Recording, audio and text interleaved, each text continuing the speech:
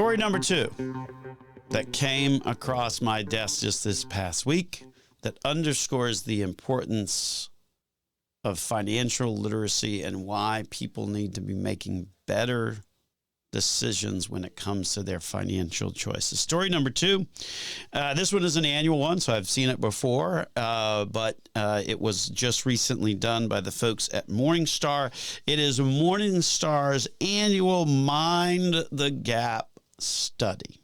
So every year, Morningstar runs this study that looks at the performance of funds just in general, and then further looks at the performance of individual investors who own those funds. And in this particular study, they always look at it on a 10-year rolling basis. So this is from like December 31, 2022, go back 10 years from there. And so it's looking at that period of time. And so what the study concluded is that the average fund gained 7.7% per year over the 10 years ended 12/31/22, while the average dollar invested, so the average investor in these same mutual funds, ETFs, earned about 6% annually. So let me say that again. The funds all did 7.7, but the average person that owned the funds only did 6. That's a problem. That's a 1.7% difference per year over 10 years. So that makes about a 20% difference in the amount of money that you have at the end of a 10-year period of time. And I'm going to read this more. This Morningstar study further found that investors struggled to time cash flows into and out of investments, which costs them dearly, right? I mean, if you're missing out on 1.7% per year every year for 10 years, it adds up significantly. That's one of the biggest reasons why, it was last week, maybe the week before, that we were talking a lot about cost and why cost is material as well, right? If your cost is high, then you're getting less of a return. So you really need to be cognizant of how much it is that something is costing you. Furthermore, the Morningstar study concluded that as a result of when investors bought and sold funds, i.e. timing, investors missed out on about 20% of their fund investments' average net return, according to the study's author, Jeffrey Tack, who is the Chief Ratings Officer for Morningstar Research. That's not good. It gets even worse, though, when you're talking about sector funds or alternative investment funds. Sector funds have an even larger performance deficit, an even larger gap. Average investor in those funds achieved a return about 6.4%. Meanwhile, the average sector fund got about 10.8, a gap at 4.4, nearly triple the gap in performance of what the average investor saw versus what the fund did during that same period of time. You understand what the analysis in the study is looking at, right?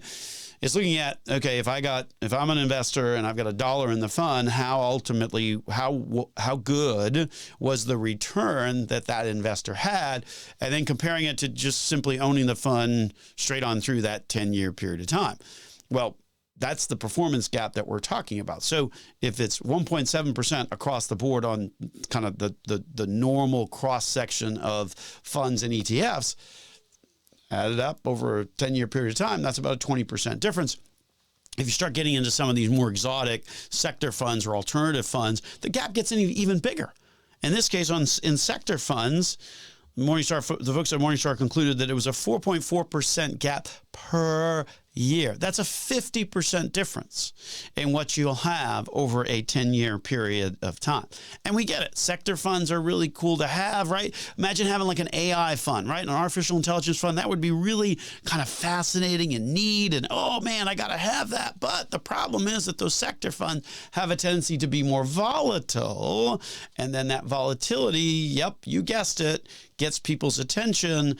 And so consequently, people wind up reacting to said volatility and shift their money around right when they really shouldn't, That shifting of money around leads to the performance gap that this Morningstar study is concluding. Similarly, there's also a big gap on alternative investments. This one's become somewhat popular. It sounds great. Don't you want to own something different? Alternative. Doesn't that sound like it might be something that's different than, what maybe you've got out there? The problem is that also has a pretty significant performance gap. The more it was interesting as you read the study from Morningstar, the performance gap, or what investors are missing out on, got wider the more sort of, I guess, exotic, or the more marketing driven, if you will, that their choice of investments was. So sector funds, much bigger gap.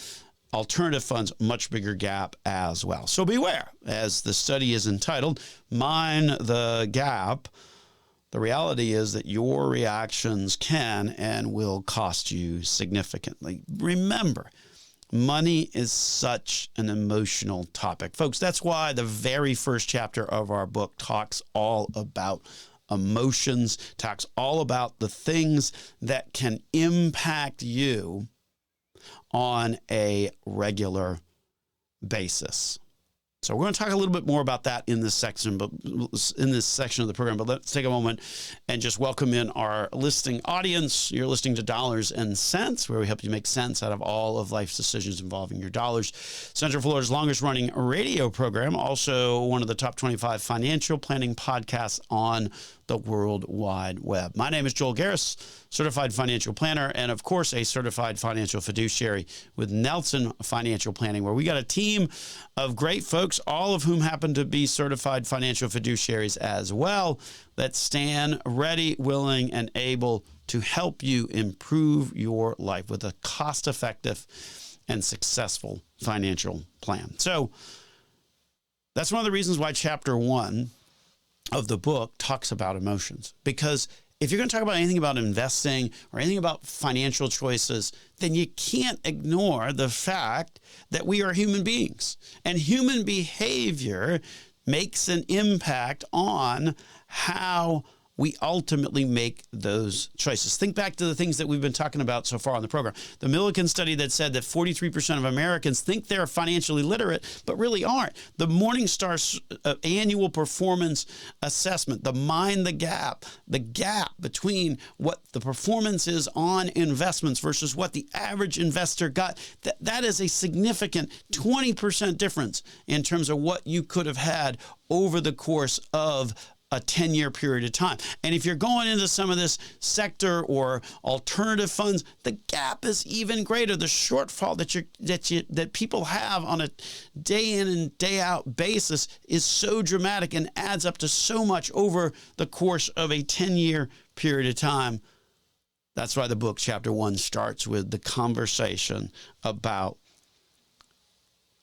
human emotions and how that impacts you. And it goes further into talking about some of the cognitive biases that are out there, talking about the role of negativity. Folks, when you lose $1,000, it creates an emotional reaction that studies have concluded triggers a 3 times greater reaction than if you gain $1,000. Stop and think about that.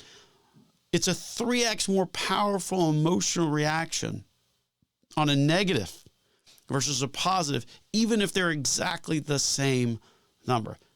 That's a lot of what causes people to make poor timing decisions, poor investment decisions when it comes to your money. And that first chapter in the book, filled with a lot of different cognitive and behavioral biases that ultimately really do cause us to go astray. Things like anchoring, which is the concept of, I'm going to, go with this notion because this is what seems correct now, and then I don't ever move off of that. Bandwagon effect, right? I mean, who hasn't been on a bandwagon at some point one way or the other? The problem is that if it's in the investment world, by the time everybody's talking about it, it's way too late to have to do that. So again, if you're interested in your free copy of our complimentary book between now and December 31, it's only complimentary till the end of the year, reach out to us at the office at nelsonfinancialplanning.com or give us a call, 407-629-6477.